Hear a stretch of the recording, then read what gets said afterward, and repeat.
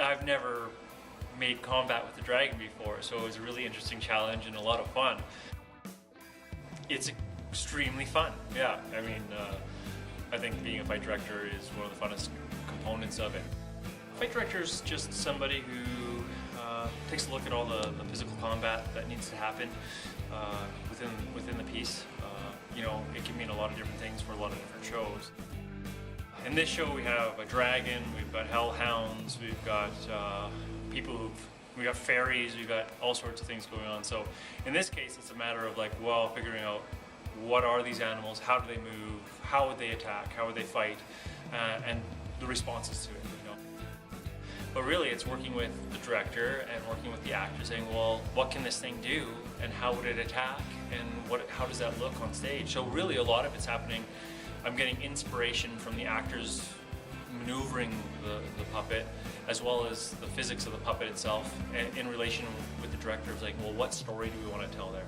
So in that case, it's something where it's really in the room and it's happening with everyone involved. It's a very collaborative experience. What are your rules for fight practice? I have a bunch. One of them is, you know, you have the right to refuse anything I ask you to do. You know, I don't want anyone to be out of the comfort zone. So if an audience is ever looking at it, I want them to be like, oh my goodness, but not for the sake of the actor, but for the sake of the dramatic action. You know, little things like don't wear your jewelry, have proper footwear, stretch. There's injuries that happen all the time. I mean, really, you try to be as safe as possible as often as you can, and you put as many things into place, but at the same time there is always an element of danger because you're doing very physical work. It's theater, it's live, and it has to happen right in front of people. Whereas in film, if you do the camera angles right, you can have this much space or more as long as you put the camera right, and so somebody can take a punch at you and you know, you get the after effect of the editing and the sound and all that kind of stuff.